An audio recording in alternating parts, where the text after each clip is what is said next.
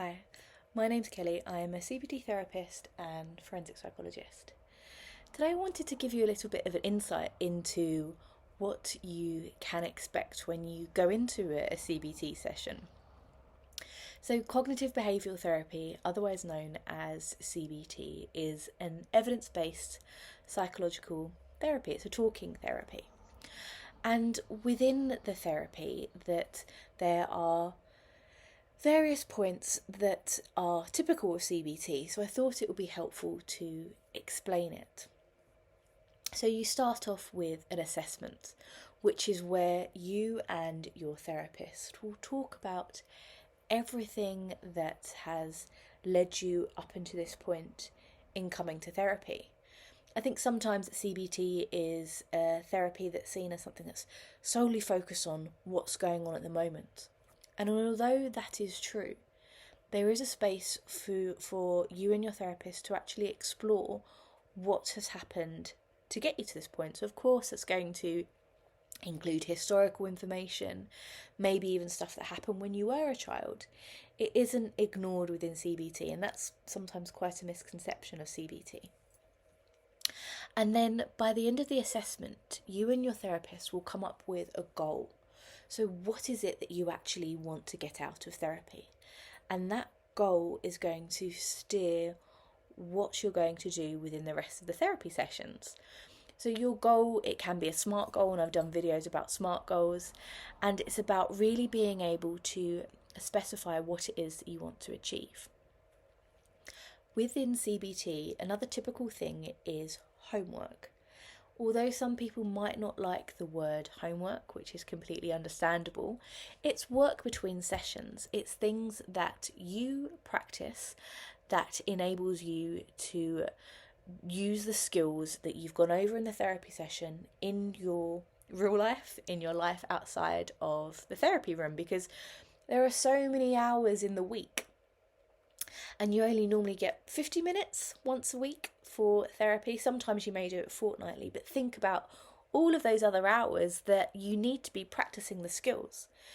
And so when you, even from the first session, there may be a homework task, but normally it may be in the following sessions. So once you've done the assessment, then you do something called a formulation, which I've got lots of other videos on to hopefully demystify what that is. But it's pretty much a map of you, or a map of your current difficulty. It looks at all the things that got you to that space. It looks at what are all the things that are maintaining that difficulty for you, and also some things that help. There are loads of different formulations, and I won't bore you with that now. But the main things are either a longitudinal formulation that looks at you as a whole, taking into account historical elements, or a model specific formulation. So that could be looking at specifically social anxiety, PTSD, OCD, GAD, that presentation. And that model is linked to, the formulation is linked to a model, so that's why it's a model specific formulation. And that model is going to be the underpinning of your CBT work. There are a range of different models for a lot of different presentations. And that is what makes it evidence-based. So hundreds, thousands, if not hundreds of thousands of people have followed that model to support an individual to work through a particular difficulty, as I said, social anxiety, OCD, PTSD. And that's how we know that it works. So it can be really quite structured. So you're going to know what you're going to be doing in each session. And your therapist more than likely will share that with you and show you where you're going to be going. And so you do the assessment, the formulation session, and then it's the intervention time. So that is where you're using that model, and it may be one model. It could be a number of models, which what we call transdiagnostic.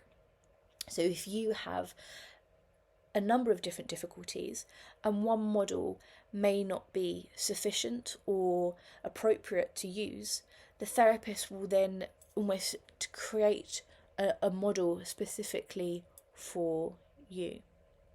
And as I said, within that, it may be about blending different models together. It could be about using maybe third wave techniques such as mindfulness-based therapy, or acceptance and commitment therapy, compassion-focused therapy. and building that into your model so it is very individualized. In the intervention sessions, as I said, it's really structured. You know what's going to be occurring. You will always set an agenda with your therapist, so your agenda will outline what you're going to discuss in the session, and it's collaborative, so it comes from you, but it also comes from your therapist, and you agree that at the beginning. You may even allocate timings to each agenda item. So it could be 5 minutes for a check-in, 10 minutes to review the homework, 20 minutes to introduce a new skill, whatever it may be, and it's adaptive to what you and your client want to focus on. Within the intervention, the length of the intervention really depends on what model you're using, the client's presentation, and anything else that comes up along the way, because we're humans and other things happen, so it may not be specifically just, say if you're looking at generalised anxiety, something else could happen that doesn't quite fit in with the generalised anxiety model, but don't withhold it from your therapist, because your therapist may be able to show you that there's transferable skills, there's things that you could bring from that and then use it for this. And then once you work through the intervention, you come to the end of therapy.